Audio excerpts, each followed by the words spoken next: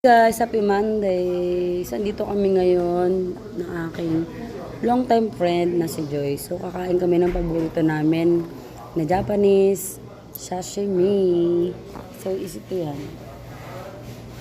Ayan. Ayan po si Joyce. Dati po nga pala siyang manananggal. Kaso nga naging tao ngayon. So, yan siya. Ano? Ano daw? Dati ako yung manananggal. Half manananggal.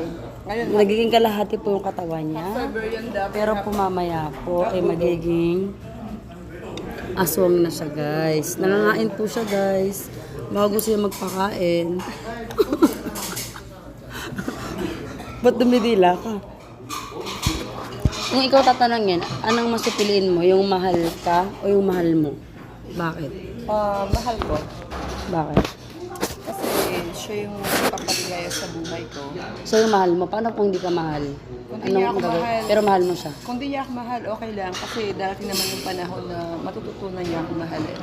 Ang galing naman ng sagot na yan. Kasi, So, ibig sabihin? ko. Kasi masaya ako sa araw-araw.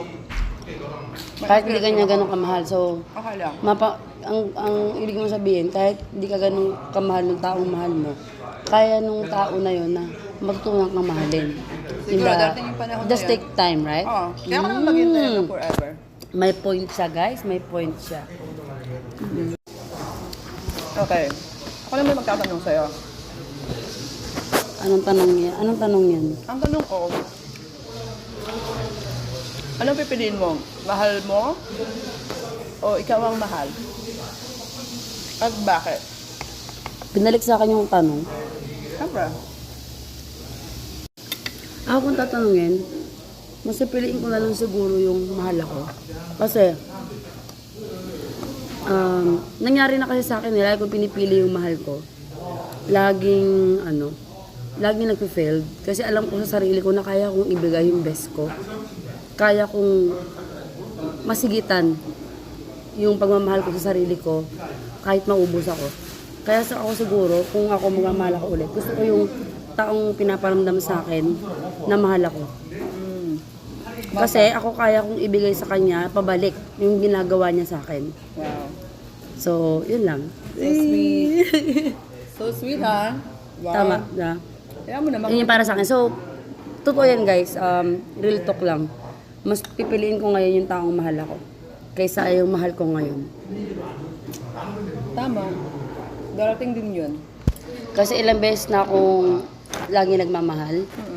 Parang pag binibigay mo kasi minsan yung lahat, pinapakita mo yung sagad na pagmamahal. Hindi eh. Nauubos ka.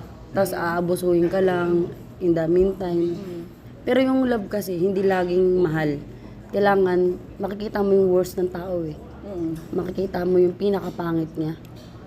Kaya nga. So, dun mo siya mamahalin eh. Sa pinakapangit niyang part. Tama ako mali. Dun. Tama. Kailangan tanggap mo siya. Tanggap mo siya ng buo. Paano? No matter what. Sige, may tanong pa ako. Tanggap mo siya. Sa opinion. Okay, may tanong ulit ako. Sabi mo, Ba't ako? Okay, mahal sige. ka. Paano kung mahal na mahal ka nga niya, pero meron pala siyang sikreto? Paano kung may mahal pala siyang lalaki? Ano yung sabihin lalaki? Pusong lalaki pala siya. Pusong lalaki siya? Oo. Dalawang ano Hindi niya, ko maintindihan. personality. Dalawang personality siya. Ano ba tinutukoy mo? Girl or boy? Dito sa usapan na to. Sa usapan natin. Sabi mo, diba, sabi ko, ang gusto ko yung mahal ko. Oo, yung mahal mo. Hindi, sabi mo mahal ka. Ang gusto ko yung mahal, ang Mahal gusto ko ka? yung mahal ako. Oo. Girl ba to o boy? Pareho. Paano kung girl Hindi, yun? magbigay ka ng isang gender Pareho, para alam pareho. ko. Paano kung... Ngayon sa topic natin, Sa topic magbigay na to, kung girl man siya, lalaki yung gusto niya. Paano kung babae, lalaki yung ano niya, may lalaki siya. So, ibig mo sabihin, babae yung may gusto sa akin ngayon. Oo. Itong pinag-uusapan natin. Tapos, mahal niya ako. Pero, meron siyang sekreto na lalaki. hindi ko alam na lalaki talaga yung, ano ibig sabihin, Ang gusto niya. ang gusto niya talaga. Eh, bakit siya nakikipagrelasyon sa akin? May mga ganun kasi eh. Binibigyan mo ko ng senaryo. Mamahalin mo pa rin ba siya?